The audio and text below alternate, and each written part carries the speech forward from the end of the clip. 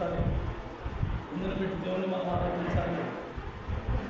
ఇది మనం చూసుకుంటే గడిచిన వారమంతా కూడా ఆయన ప్రణాళిక చొప్పున, సంకల్పం చొప్పున మనల్ని ఎంతగానో ప్రేమించి ఈరోజు మన సజీవులుగా ఉంచి మనమందరము సంఘంలో కూడి ఆయన చూపించడానికి, గనపరచడానికి, ఆయన సన్నిధిలో ఆయన పాదాల దగ్గర మనం కూర్చోవడానికి ఈ సమయం ఆయన మనకు ఇచ్చినందుకు ఆయన గనపరచాలి. దేవుణ్ణి ఆరాధించడం అంటే ఆదివారం మందిరంలో కూర్చుని ఆరాధించుకునేది కాదు. ప్రతిరోజు దేవుని కోసం మనం జీవించాలని తీర్మానించుకోవటం, అలాగే దేవుని కోసం దేవునికి అయిష్టమైన పనులను మనం విసర్జించుకోవటం, దేవునికి నచ్చని క్రియలు మన నుంచి విడిపించుకోవటం, అలాగే ప్రతి విషయంలోనూ మనం ఎక్కడున్నా, ఎలా పనిచేస్తున్నా, ఏం చేస్తున్నా సరే దేవుడు మనం స్తుతించి కనపరుస్తూ ఆయన మనతో, మనం ఆయన మాటలతో కలిసి మనం జీవిస్తూ ఉండాలి. ఇది దేవునికి ఆరాధన. ఏ విషయంలో కూడా దేవుని విషయంలో రాజీ పడే ప్రసక్తి అనేది ఉండకూడదు. మనకి ఎంతో ముఖ్యమైన అతిథులు కావచ్చు, ఎంతో ఆత్మీయులు కావచ్చు, ఎంతో రక్త సంబంధికులు కావచ్చు, ఎవరు ఏదైనప్పటికీ ఆయన సమయాన్ని మాత్రం మనం ఎప్పుడు కూడా గమనించే స్థితిలో మనం ఉండకూడదు. ఆయన సమయం ఆయనకి ఇవ్వాల్సిందే ఖచ్చితంగా. ఎప్పుడు మనం ఆయన సమయాన్ని మనం తప్పుకోవచ్చా, ఆ రోజు మనం ఎప్పుడు దేవుని సమయాన్ని మనం ఉపయోగించుకోవాలంటే మన స్వార్థం గురించి కానీ కాదు. ఎవరైనా కష్టకాలంలో ఆపదలో ఉండి వారికి ఎవరు సహాయం చేయలేని స్థితిలో వారు ఉన్నప్పుడు వారి సహాయం కోసం మనం దేవుని సమయాన్ని మనం తీసుకున్నా తప్పు కాదు. కానీ మన సొంత ఆలోచనల కోసం, సొంత పనుల కోసం, మన ఘనత కోసం, మన మెప్పు కోసం మన దేవుని సమయాన్ని మనం దొంగిలిస్తే అది మనం దేవునికి వ్యతిరేకమైన పని. అలాంటి పనిలో మనం ఎప్పుడూ కూడా రాజీ పడకూడదు. దేవుని పని దేవునికి ఖచ్చితంగా మనం నెరవేర్చవలసిందే. ఆయన చాలా నీతిమంతుడు, చాలా వర్షగల దేవుడు. ఏ విషయంలో కూడా ఆయన రాజీ పడలా. అలాగే మనం కూడా ఆయన పిల్లలమై ఉన్నాం. మనం కూడా రాజీ పడే ప్రసక్తి ఉండకూడదు, రాజీ పడకూడదు. మనం ఎప్పుడు కూడా చూడండి, కొన్ని సందర్భాల్లో అమ్మ ఆదివారం మందిరానికి ఎందుకు రాలేదు అని మనం ఏమన్నా అడిగితే ఒంట్లో బాగోలేదు, చుట్టాలు వచ్చారు, అది చాలా ఇంపార్టెంట్ అట్లా దేవుడి కన్నా ఇంపార్టెంట్ అయింది మనకి ఏదీ లేదు. ఫస్ట్ మనకి ఈ గమనిక ఉండాలి. దేవునికైనా ఈ లోకంలో ఇంపార్టెంట్ అయినది ఏదీ లేదు. ఏదైనా సరే మన స్వేచ్ఛ కోసం దేవుడు మనకెత్తే వచ్చినాయే కానీ మనకంటూ ఏమీ లేదు ఈ భూమి మీద. ఆయన పిల్లలుగా ఆయన మనం ఏర్పరచుకున్నాడు, ఆయన మనం పిలుచుకున్నాడు. ఆయన పిలుపుకి లోబడి మనం ఆయన సన్నిధికి వచ్చాం, ఆయన పాదాల కాడ కూర్చున్నాం, ఆయన చెప్పే ప్రతి మాట మనం వింటున్నాం. కానీ ఎప్పుడు కూడా రాజీ పడకూడదు. రాజీ పడితే ఆయనకి ఇష్టం ఉంటుంది. మనం ఇదేంటంటే మనం ఒకవేళ ఏదన్నా వదాపవాదంగా మనం చేయని దాన్ని ఎదురువాడు చేసేవాడు ఎట్టిస్తే మనం ఏం చేస్తాం? ఎప్పుడైనా రాజీ పడతామా? అసలు నువ్వు నా గురించి ఏమనుకుంటున్నావు అని మనం తిరగబడి మనం వాడుతూ ఉంటాం. కానీ దేవుడు అలా కాదు. నువ్వు నన్ను విడిచిపెట్టి వదిలేస్తాడు. నువ్వు నా గురించి ఏమనుకున్నావు అనుకో, దేవుడు నేను అడగడు, అలా విడిచిపెట్టి వదిలేస్తాడు. కాబట్టి మనమే తీర్మానించుకోవాలి. ఆయన అయితే ఎవరిని బతిమాలు పిలవాలి. ఆయన ఒకే ఒక పిలుపుతో పిలిచాడు. ఆ పిలుపుకు లోబడిన వారు ఎవరో వాళ్ళే ఆయన సన్నిధికి వచ్చారు. అలాగే మనం ఎప్పుడు కూడా ఆయన విషయంలో ఆయన సమయాన్ని దొంగిలించే ప్రసక్తిలో మాత్రం మనం ఉండకూడదు. ఎప్పుడెప్పుడైతే మనం దేవుని సమయాన్ని దొంగిలిస్తూ దేవుని సమయాన్ని మనం కాలక్షేపంగా తీసుకుంటామో అప్పుడప్పుడు అలా దేవునికి మనం వ్యతిరేకమైన పాపం చేస్తున్నాం, దేవదోషంలో అయిపోతున్నాం. కాబట్టి మన మెలుకు చాలా అవసరం. ఎప్పుడైతే దేవునితో మనం సమానంగా ఆయన ఎంచుకున్నాడో దాన్ని బట్టి దేవుని మనం కనపరచాలి. మనకు ఎన్నిక లేని మనలను, ఏ మంచితనం లేని మనలను ఆయన ఏర్పరచుకున్నాడు. అలాంటి దేవుణ్ణి మనం ఎప్పుడు కూడా పై స్థానంలో పెట్టాలి. కానీ మనం కనపరుచుకునే స్థానంలో కానీ, మనం కోరుకునే స్థానంలో కానీ, మన ఇష్టానుసారంగా మనం జీవించే స్థానంలో కానీ మనం ఉండకూడదు. కాబట్టి మనకు మెలకువతనం చాలా అవసరం. 103వ కీర్తన పేజీ నెంబర్ 505.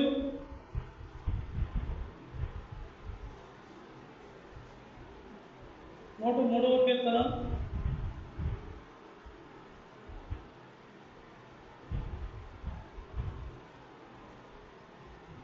2-3 చదవనక. నా ప్రాణమా యెహోవాను సన్నుతించుము, ఆయన చేసిన ఉపకారములలో దేనిని మరవకుము. ఆయన నీ దోషములన్నిటినీ క్షమించువాడు, నీ సంకటములన్నిటినీ కుదుర్చువాడు. ఆయన మనకు చేసిన ఉపకారములలో దేనిని మరవకూడదు. మనం ఉపదేశం మొదలుకొని ఈ దేవుడు మంచి దేవుడు, ఈ దేవుడు నీతిమంతుడు, ఈ దేవుడు గొప్ప దేవుడు, నా పట్ల ఆయన కాసుకుని నన్ను కాపాడుతున్నాడనే ఒక తీర్మానం మనం తీర్మానించుకున్న రోజు మొదలుకొని ఈ రోజు వరకు ఆయన మనకు ఏ రకాల ఉపకారాలు చేశాడో మన లెక్కకు దొరకదు, మనం ఊహించుకోలేదు. కనీసం మన జ్ఞాపకం ఉన్నట్లు కూడా మనం నిర్లక్ష్య పెడుతున్నాం. జ్ఞాపకం లేనట్లు వదిలేద్దాం. మన జ్ఞాపకం ఉండి కూడా దేవుని పట్ల నిర్లక్ష్యంగా ఉంటుంది. కానీ ఆయన అయితే మాత్రం మనం ఎప్పుడు కూడా విడిచిపెట్టలేదు. అన్ని రకాల ఉపకారాలు ఆయన చేశాడు. నీవు నేను భూమి మీద పుట్టిన తర్వాత మనకు ఆహారం కోసం మనం ఎక్కడ ఇబ్బంది పడతామో అని, నీళ్ళు కోసం ఎక్కడ ఇబ్బంది పడతామో అని, జంతువుల కోసం ఎక్కడ ఇబ్బంది పడతామో అని, మనకు నీడ కోసం ఎక్కడ ఇబ్బంది, సమస్తము నిన్ను నన్ను పుట్టించిన ముందే ఆయన అన్ని ఉపకారాలు చేసి ఉంచాడు. ఆయన చేయడం ఉపకారం ఏముంది, మనకు చేయడం ఏముంది, మనం ఏమో ఉపకారం చేసుకున్నామా? మనలో ఏ ఉపకారం ఉందా? లేదు. అయినా సరే ఆయన ఏం చేశాడు, మనం పుట్టక మునిపే మనకేదో అవసరం ఆయన నియమించుకున్నాడు, మనకేదో అవసరం ఆయన తెలుసుకున్నాడు, మన అవసరాలను అన్నింటినీ ఆయన ఎరుగున్నాడు,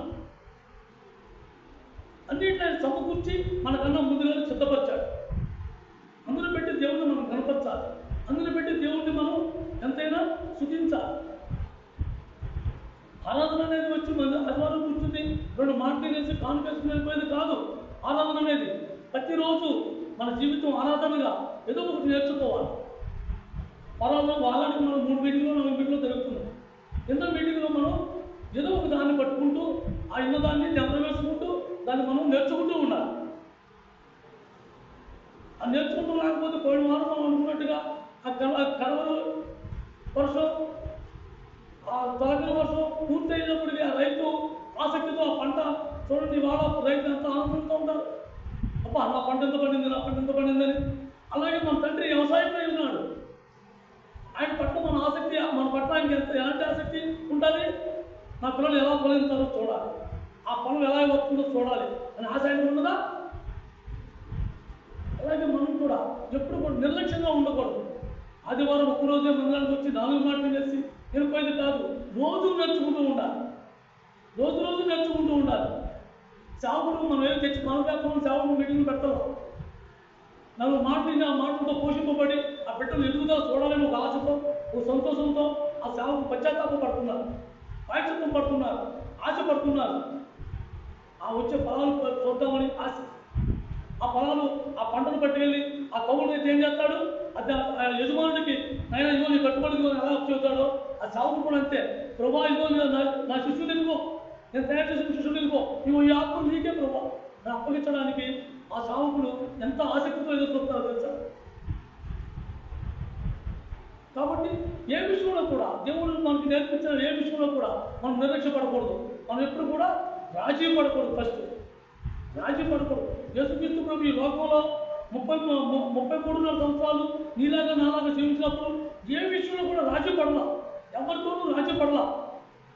తన తండ్రి ఏమైతే చెప్పాడో ఆ పని చేసుకుంటూ వెళ్ళిపోయాడు, ఏమైతే అప్పగించాడో ఆ పని నెరవేర్చుకుంటూ వెళ్ళిపోయాడు, ఏమైతే ఆయన ఇచ్చాడో దాన్ని స్వీకరించాడు. ఎప్పుడు కూడా రాజీ పడకూడదు. దేవుడి విషయంలో, దేవుడి వాక్య విషయంలో, దేవుడి మీటింగ్ విషయంలో రాజీ పడే ప్రసక్తి ఉండకూడదు. మనకు ఎన్నో పనులు ఉంటాయి. ఆదివారం ఇందుకు ఏంటో చాలా ఇంపార్టెంట్. ఆ ఇంపార్టెంట్ అసలు ఆదివారం అనే మీటింగ్ ఎక్కడున్నా సరే మీటింగ్ విషయంలో ఆశపడే ప్రసక్తి ఉండకూడదు. ఎందుకంటే ఆ ఆశ ఉండాలి. ఈరోజు నాతో నా ప్రభు ఏం మాట్లాడతాడు, నా ప్రియుడు నాతో ఏం మాట్లాడతాడు, ఆ మాటలు నా కోసం దాచి ఉంచాడు, అది నేను వినాలి అని ఆశ. ఆయన ఎన్ని ఉపకారాలు చేశాడు మనకి లెక్కంటూ ఉందా, ఊహించు ఉంటే మనకి పుట్టిన కానీ వదిలేయండి, మన ఊహించిన కానీ వదిలేయండి. ఈ గడిచిన వారంలో ఈ వారంలో ఎన్ని రకాల ఉపకారాలు చేశాడో మనకు ఏమైనా గుర్తున్నాయా? దేనైనా మనం జ్ఞాపకం ఉంచుకున్నామా? దానికి కలిగి కృతజ్ఞత మనం చెప్పే స్థితిలో మనం ఉన్నామా? అది గుర్తుంచుకోవాలి. ఓ దేవా, నా పట్ల ఎంత ఆశ లేకపోతే అయినా నన్ను ఈ విధంగా నడిపించావు, నాకు ఇలాంటి ఆరోగ్యం ఇచ్చావు, నన్ను కాసి కాపాడావు, ఈ విషయంలో ఇంత సమృద్ధి ఆహారం ఇచ్చావు నాకు అని ప్రతి విషయంలో దేవుని కృతజ్ఞత కలిగి ఉండాలి. ఎన్ని ఉపకారాలు చేశాడు ఆయన, ఎన్ని ఉపకారాలు చేశాడు. వాటిలో కొన్ని ఉపకారాలు మనం జ్ఞాపకం చేస్తున్నాం. యేసుక్రీస్తు ప్రభుని ఎలాగైతే ప్రేమించాడో నిన్ను నన్ను అలాగే ప్రేమించాడు. ఇది ఫస్ట్ ఆయన చేసిన ఉపకారం. ఆయన మన పట్ల ఆయన ఉపకారం చేయాలని ఆశ లేకపోతే మనం ప్రేమించుండేవాడు కాదు. యోహాను సువార్త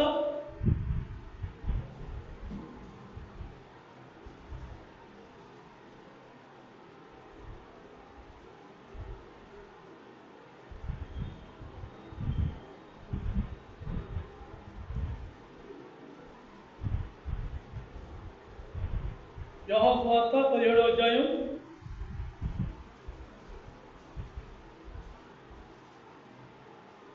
పేజీ నెంబర్ 98. యోహాను సువార్త 17వ అధ్యాయం 23వ వచనం చదవమ్మా. వారి యందు నేనును నా యందు నీవును ఉండుట వలన వారు సంపూర్ణంగా చేయబడి ఏకముగా ఉన్నందున నువ్వు నన్ను పంపితివనియు నువ్వు నన్ను ప్రేమించినట్టే వారిని కూడా ప్రేమించితివనియు లోకము తెలుసుకున్నట్లు నాకు అనుగ్రహించిన మహిమను వారికి ఇచ్చితిని.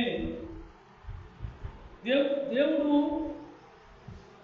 ఆయన మనల్ని ప్రేమించడానికి ముందు ఆయన ఎవరితో ఉన్నాడు? యేసుక్రీస్తు ప్రభుతో ఉన్నాడు. యేసుక్రీస్తు ప్రభు ఆయన కలిపి మనతో ఉన్నారు. ఆయన మనతో లేకపోతే మనం ఈ లోకాన్ని ఎలా జయించగలం? మనతో ఆయన లేకపోతే ఆయన అసలు మనం కనపరచలేం, ఆయన మనం చూడలేం, ఆయన మాట మనం వినలేం. ఆయన మాట వినగల శక్తి ఆయన మనకిస్తే మనం వినగలుగుతున్నాం. ఈరోజు లోకంలో అనేక మంది ఉన్నారు,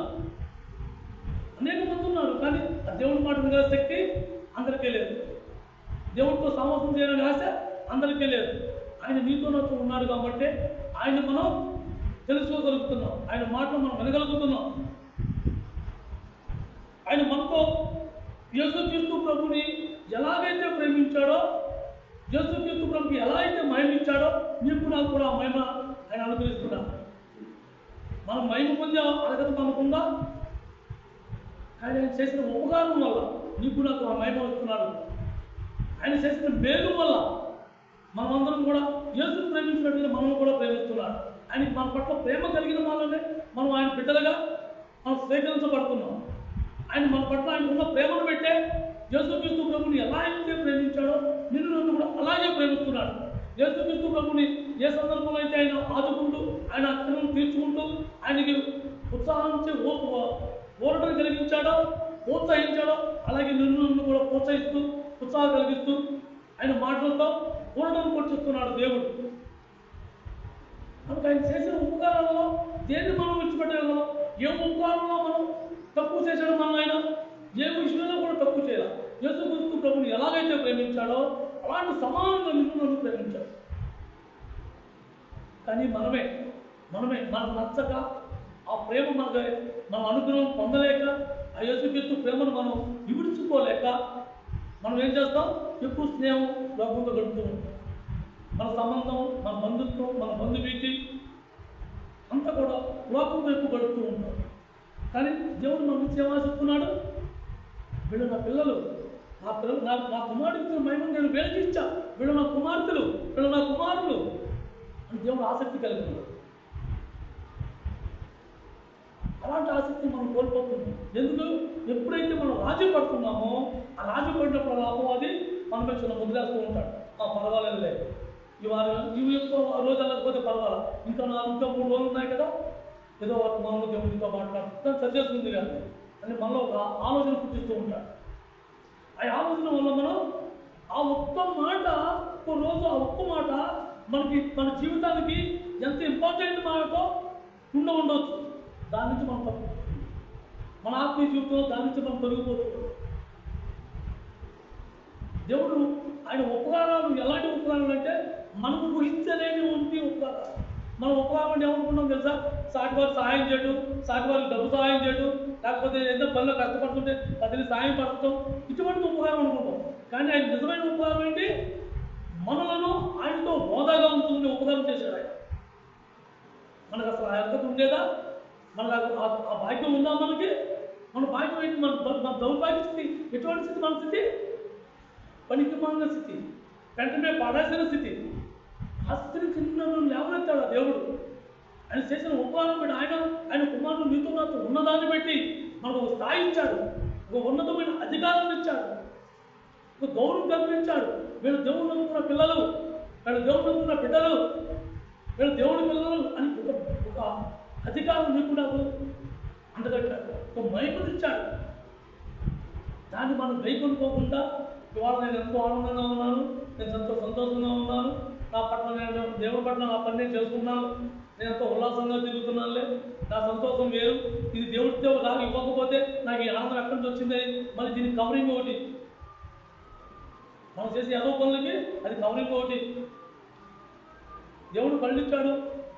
ఆ కళ్ళు ఎందుకు అంటే దేవుడు అందరూ చూడటానికి ఇచ్చాడు. దేవుడు ఎందుకు పుట్టించాడు అంటారనేది కళ్ళతో చూడటానికే. ఇలాంటి కవరింగ్ మాట్లాడుతుంటారు. నేను ఒక మనిషికి మనం ఆలోచన లేకుండా, ఆలోచన ఉన్నా ఆలోచన లేకపోయినా ఆ వ్యక్తిని మనం తీర్చిదిద్దడానికి ఎవరికి మనకు అధికారం ఉండదు. కానీ మనం సులువుగా ఏమంటాం తెలుసా? అతను తప్పు చేశాడు, ఆ తప్పుని సెక్షన్ గట్టి చూడు తప్పే ఉంది అని మన మీద మనమే సమర్పించుకుంటాం. కానీ దేవుడు నీకు నాకు అలాంటి అధికారం వల్ల ఎలాంటి అధికారం ఇచ్చాడు? ఆయన కుమారుడితో పాటు ఆయన మహిమను ఇచ్చాడు. ఆ పరలోకంలో కూర్చోబెట్టడానికి అలాంటి మహిమను ఆయన ఇచ్చాడు. ఆ మహిమను మనం తోసిపుచ్చుకుని మన ఇష్టానుసారం మనం జీవించి ఆ మహిమను మనం పొందలేకపోతున్నాం. ఆ మహిమను మనం పొందలేకపోతున్నాం. కాబట్టి మనకు మెలుగుతనం చాలా అవసరం. మనం ఎలా జీవిస్తున్నామో, ఎందుని బట్టి దేవుని మనం కనపరచాలో, దేవుడు మనం చేసే ఉపకారాలు ఏంటో, దేవుడు ఏ ఉపకారాల్లో మనల్ని లేవనెత్తాడో, ఆయన లేవనెత్తిన దాంట్లో ఆయన చేసిన ఎంత ఉపకారం ఉందో మనం దాన్ని గ్రహించుకోవాలి.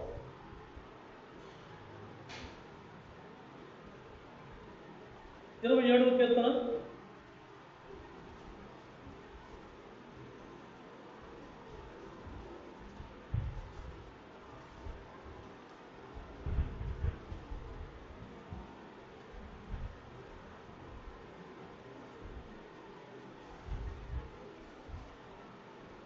పేజ్ నెంబర్ 445,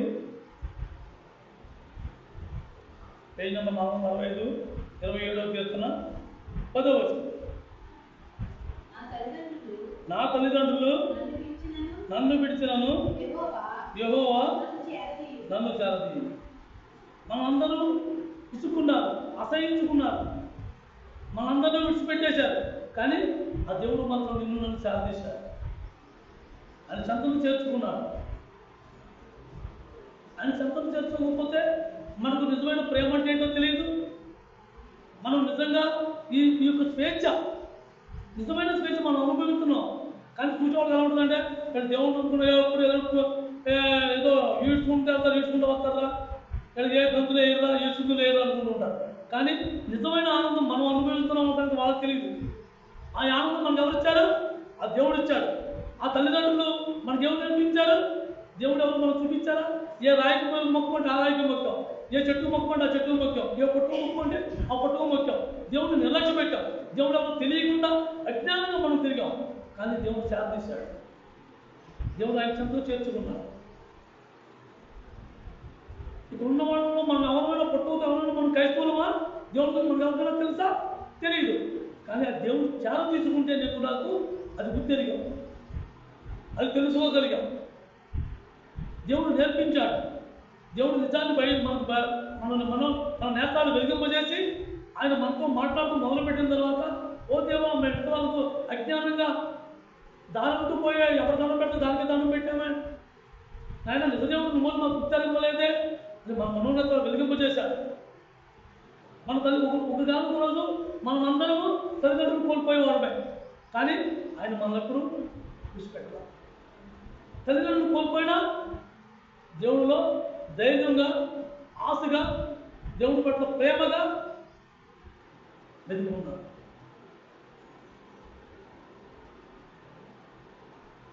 ఎవరైనా ఉదాహరణ మన చావుకునే తీసుకున్నాం.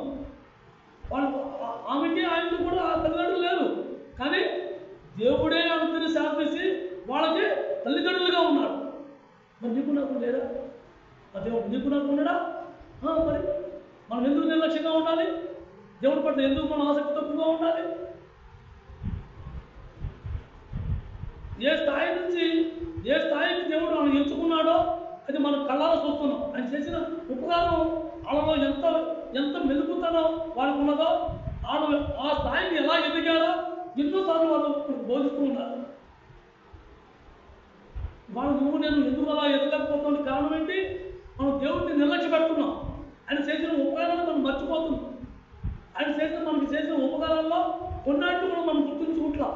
ఆ ఆదివారం ఆ యొక్క సమయం టైం అయినప్పటికీ బూట్లో ఉన్న బైబిల్ తీసుకుని బేగ దులుపుకుని స్నానం చేసి పరిగెత్తుకొచ్చి మందిరంలో కూర్చోండి. కనీసం భోజనం చేసేటప్పుడైనా సరే ఈ భోజనం లేని వాళ్ళు అనేక మంది ఉన్నారు. ప్రభా, నన్ను ప్రేమించి ఇంత గొప్ప భోజనం నాకు ఇచ్చావా నాయన, నేను నా దౌర్భాగ్య స్థితికి నేను దీనికి అనుకున్నాను అయినా ఒక్క మాట మనం చెప్పగలిగితే దేవుడికి ఎంత సంతోషంగా ఉంటుంది. పడుకునే సమయంలో, సాయంత్రం పడుకునే సమయంలో, ప్రభా నన్ను అందరూ వదిలేశారు, అందరూ నన్ను ఎలివేసినట్టు ఉంచారు, కానీ ఇంకా నన్ను ప్రేమించిన మాలనే ఆ పడకదిలోకి నేను రాగలిగాను. లేకపోతే నా పరిస్థితి ఏంటి ప్రభా? నా స్థితి ఏంటి? అయినా నా పట్ల నీకు ఎంత ప్రేమ! నీ వాళ్ళంతమా నన్ను కాసి కాపాడావు. నువ్వు చేసిన ఉపకారాన్ని పెట్టి నేను సజీవుడిగా ఇంటికి వచ్చాను. నేను సంతోషంగా నేను పడుకుంటాను, నాకు సిద్ధపడుతున్నాను. నీకు నిండా వందనాలు నాయన. ఒక మాట, నువ్వు ఎంతో దీన మనసుతో ఆయన అడిగే మాటే ఆయనకి ఆరాధన. నువ్వు పలికి నీ దీన మనసుతో, నీ దీన హృదయంతో ఆయన అడిగే మాటే ఆయనకి ఆరాధన. మనందరూ విడిచిపెట్టారు, తల్లిదండ్రులు విడిచిపెట్టారు, అందరూ విడిచేశారు, కానీ దేవుడు మాత్రం చాలా తీశాడు. ఆయన చెంతను చేర్చుకున్నాడు, ఆయన ప్రేమ కురిపిస్తున్నాడు, ఆయన కనికరమిస్తున్నాడు.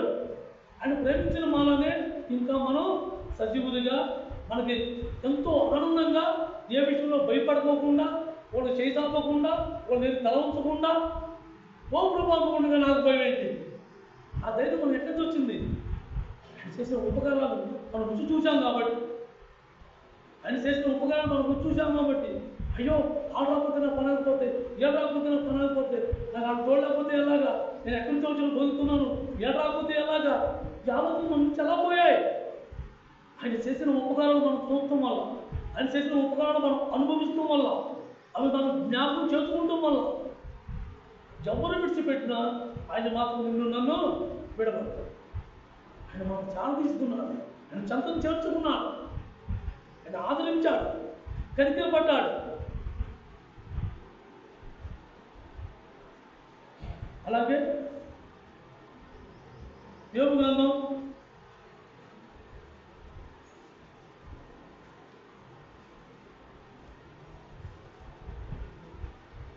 446 యోబు గ్రంథం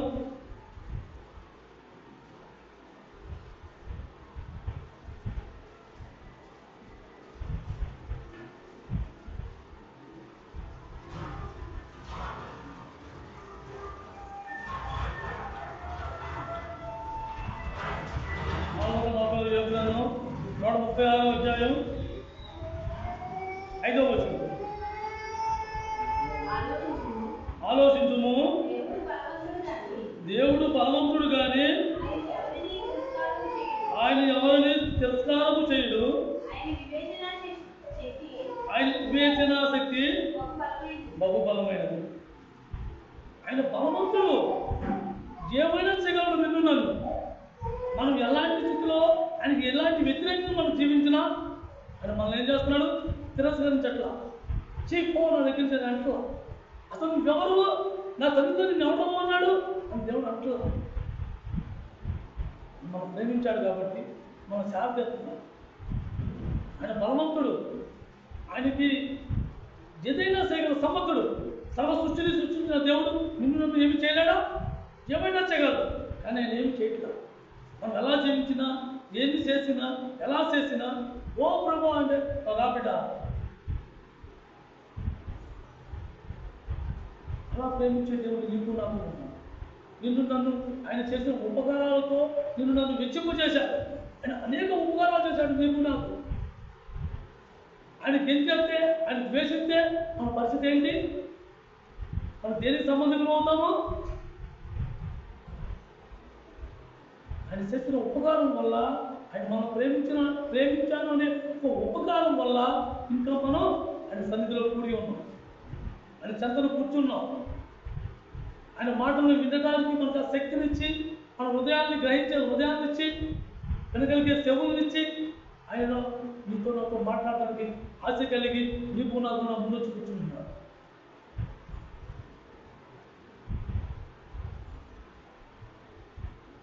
మన ఉద్దేశం ఎలా ఉంటుంది?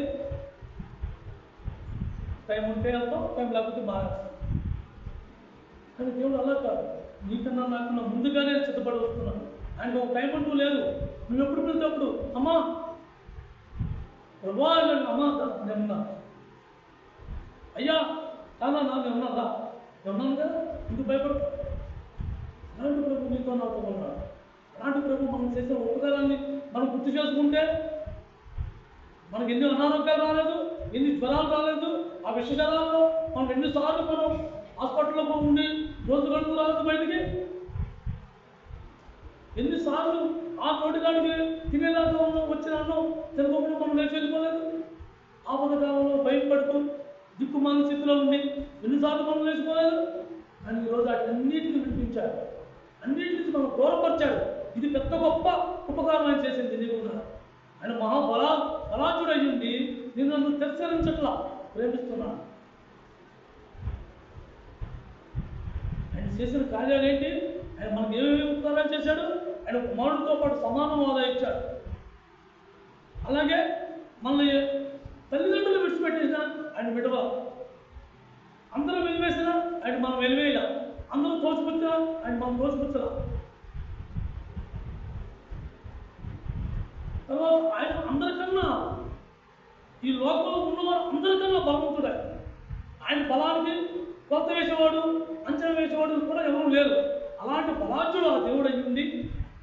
మనం ఎలాంటి చట్టక్రియలు చేసినా, ఎలాంటి వ్యతిరేకత కోసం మనం ఉన్నా, కానీ ఆయన ఏం చేశాడు? మనల్ని నిలుస్తాడు, మనల్ని కనికర పడుతున్నాడు.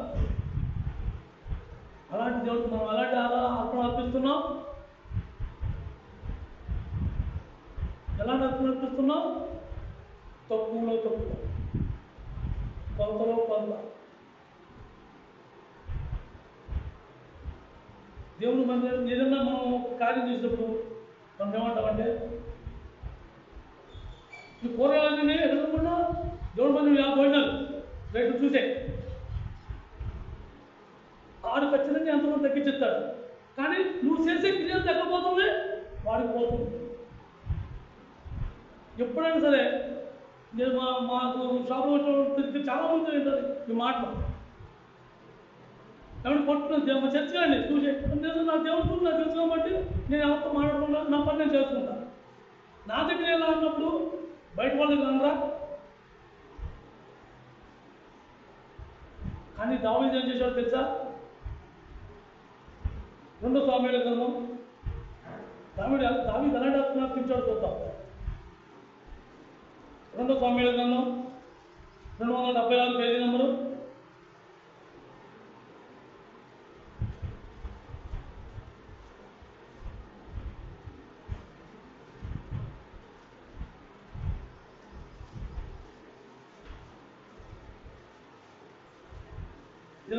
అధ్యాయం 23వ వచనం చూడండి.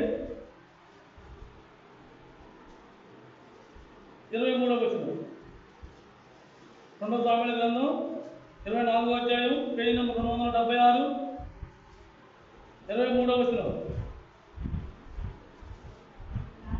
రాజా, ఇవన్నీ అడవులను నేను రాజునకు ఇచ్చుతున్నానని చెప్పి నీ దేవుడైన యెహోవా నిన్ను అంగీకరించును గాక అని రాజుతో అనగా, రాజు, నేను అలా తీసుకున్నాను, ఎలయిచ్చి నీ యొద్ద పొందును, ఎలయ్యక నేను తీసుకున్న దానిని నా దేవుడైన యెహోవాకు దాని బలిగా అర్పించునని కళ్ళతో చెప్పి ఆ కళ్ళంలోనూ ఎట్లను 50 తులముల వెండికి కొనేది. మరి ఆయన రాజు అధికారం ఉంది, నేను దేవుడు బలిస్తాను, ఈ పట్టుకుపోతుంటే కాదంటాడా? ఎవరైనా ఆపగలరా? ఆ రాజు అయ్యాను. కానీ ఆ రాజు ఆయన ఏంటి? దావీదు ఏమన్నాడు? అలా వద్దు, నేను అలా ఇవ్వను, అసలు నా దేవుడికి ఇచ్చింది నేను అలా ఉచితంగా వచ్చింది ఏది నేను ఇవ్వను. నా దేవుడికి ఇచ్చింది నేను శ్రేష్టమని చెప్తా. నా దేవుడికి ఇచ్చింది తక్కువ రకాంది, తక్కువది, తగ్గించింది నేను చేయను. నా దేవుడికి నేను ఎచ్చేసినా శ్రేష్టమైంది సార్. వాళ్ళ కానుకలు చిరుగుపోని కాగితాలు, లేకపోతేనేమో ఇది దేవుడి మనలో చేద్దాం అని చెప్పి తక్కువ రేటుకి అవటాలు, ఇటువంటి దేవుడు చెప్తున్నాం. అలాంటి స్థితిలో మనం ఉండకూడదు. ఎందుకంటే మనం తీసుకోం కాబట్టి మనకు తెలియకపోయింది. చాలా మంచి చెప్తూ ఉంటారు, కానుకలు మనం తీసుకోం కాబట్టి మనకు తెలియదు అనుకోండి. కానీ దావీదు ఎలాంటి అర్పణ అర్పించాడు? శ్రేష్టమైన ఆయన దేవుడికి వెల చెల్లించాలి. మనం అర్పణ అర్పిస్తున్నాము, మనం దేవుని ఆరాధిస్తున్నామంటే నోటి మాటలతో కదా ఆరాధించేది. మన దాంట్లో వెల ఉండాలి, క్రయం ఉండాలి. ఆ క్రయం లేకుండా అది అర్పణ కాదు. నువ్వు క్రయం పెట్టుకున్నదే అర్పణ అవుతుంది. నువ్వు వెల చెల్లించాలి ఖచ్చితంగా. దీంట్లో తెచ్చుకునేదేమో ఎవరంటా ఎక్కువైనా పర్వాలా, ఆ ఎంతో కొట్టు మాంసం ఎక్కువైనా పర్వాలా, కూరగాయలు మంచి నేను ఏరుకుంటున్నా గట్టు అని అడుగుతాం. అది దేవుడికి తెచ్చేదైతే దేవుడి మందిరంలోకి చూసే వీడల్లా కూరగాయలు తీసుకోవడానికి ఆడే తగ్గిచ్చేస్తాను. 10 రూపాయలు తక్కువ. దావీదు ఏమన్నాడు? నువ్వు ఇచ్చింది నాకు ఏది వద్దు, నువ్వు వెల ఎంతైతే అంతా చెప్పు, డబ్బులు చెల్లిస్తా. నా దేవుడికి నేను వెలబెట్టి కొన్నది శ్రేష్టమైనది నేను అర్పిస్తా.